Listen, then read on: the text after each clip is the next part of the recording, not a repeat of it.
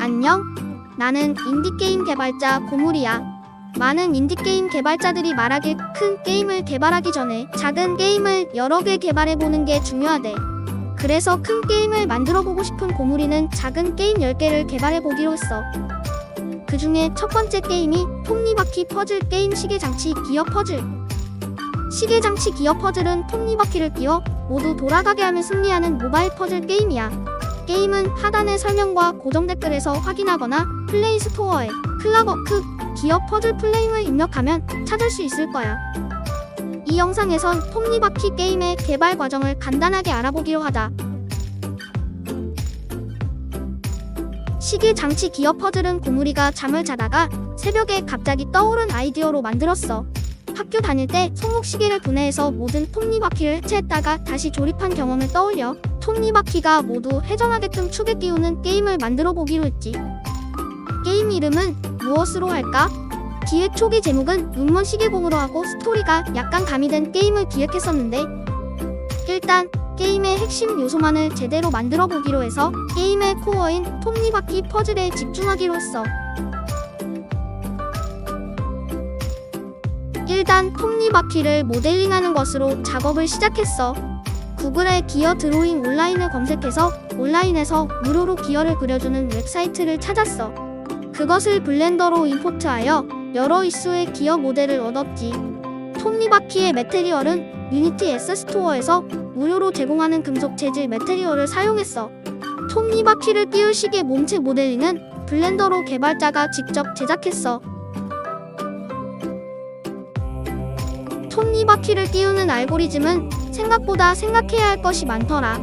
톱니바퀴는 이웃한 축에 끼워진 톱니바퀴와의 거리를 정확히 측정하여 끼울 수 있는지 확인해야 하는데 두 개가 조합되어 있는 톱니바퀴를 그렇게 확인하려니 끼워지면 안 되는 상황에 끼워지거나 끼울 수 있는데 안 끼워지는 버그가 계속 발생했어.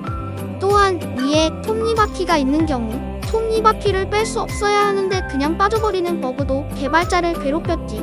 그것을 모두 수정하는데 일주일 정도 걸린 것 같아.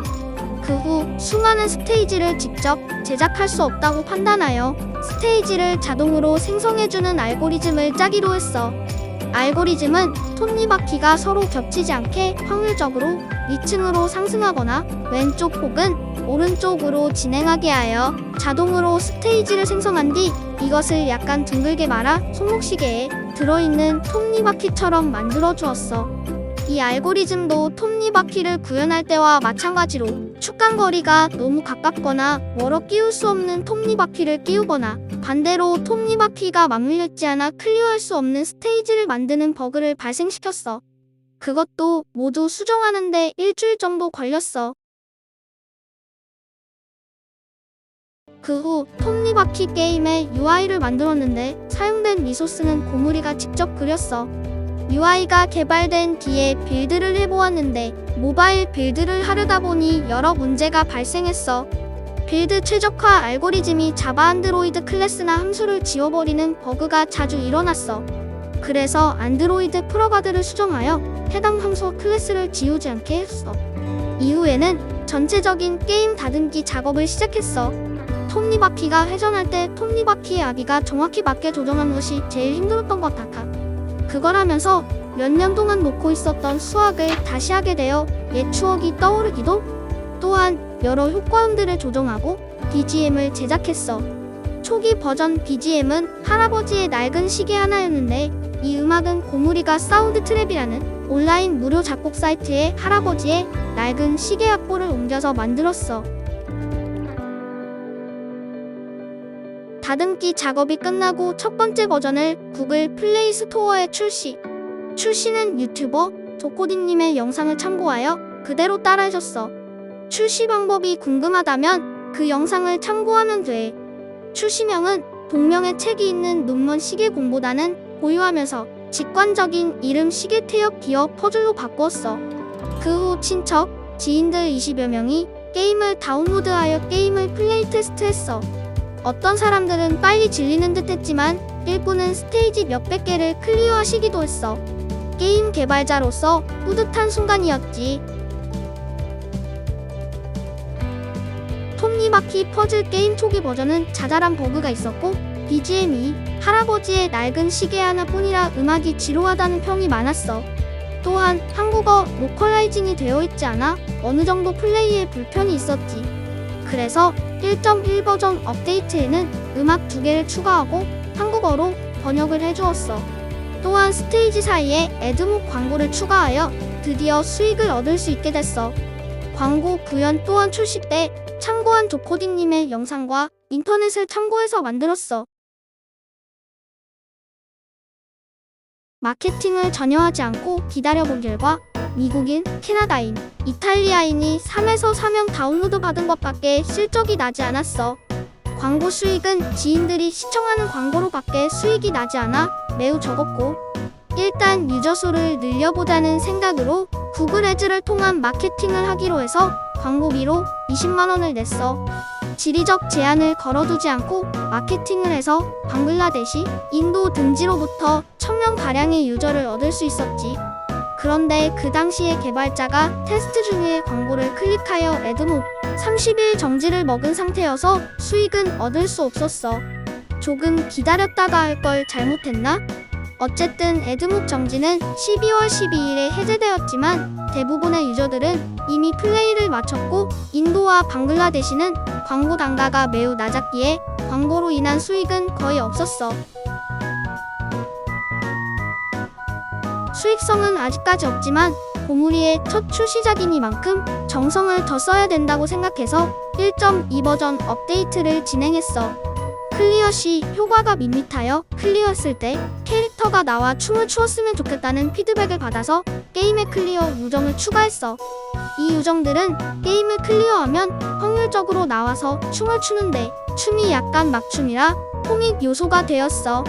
그리고 많은 플레이어들이 어떤 스테이지의 퍼즐을 풀지 못해서 막히면 그대로 게임을 접어버리는 문제가 있었는데, 이러한 문제를 해결하기 위해 힌트 시스템을 추가했어. 리워드 광고를 보면 해당 스테이지의 힌트를 제공하는 거지. 리워드 광고는 수익성이 좋아서 조금만 노출되어도 인터스티셜 광고를 월등히 상회하는 수익을 냈어. 그리고 세계 각지의 사람들이 게임을 손쉽게 할 수 있도록 11개국 언어로 번역했어. 또한 성취감을 원하는 플레이어들을 위해 구글 플레이 게임즈 서비스에 연결하여 업적을 활성화. 마지막으로 빌드 파일의 크기를 줄이는 작업도 완료해 주었어. 폰트와 압축되지 않은 텍스처, 에셋이 엄청난 용량을 차지하고 있었는데, 폰트 모드를 스테이틱으로 바꾸어 사용하는 글자 이외의 글자들을 모두 용량에서 제외하고 잘 보이지 않는 텍스처 에셋들은 압축하여 매우 크기가 작게 만들어 주었어. 그 결과 100MB 정도 되던 빌드 파일을 40MB 정도로 만드는 기적의 다이어트가 성공. 가볍게 다운로드 받을 수 있는 어플이 되었지. 현재 아이폰 유저의 수는 굉장히 많기 때문에 시장의 절반을 잃은 상태에서 게임을 출시한 상태야. 그래서 하루빨리 iOS로 빌드하여 앱스토어에 게시하기로 했어. 일단 윈도우 환경에서 유니티 iOS 빌드는 성공했지만 애드몹 관련 플러그인이 제대로 빌드되지 않은 것 같고, 윈도우에는 엑스코드가 없기에 출시를 할 수가 없어. 그래서 지인으로부터 안 쓰는 맥북을 빌려 iOS 버전을 빌드하고 출시해보기로 했어. 출시와 동시에 플레이스토어 플러스 앱스토어, 홍보용 영상 및 광고 에셋을 만들고 광고비를 더 집행할 예정이야. 그리고 구글 신규 게임 피처링의 지원.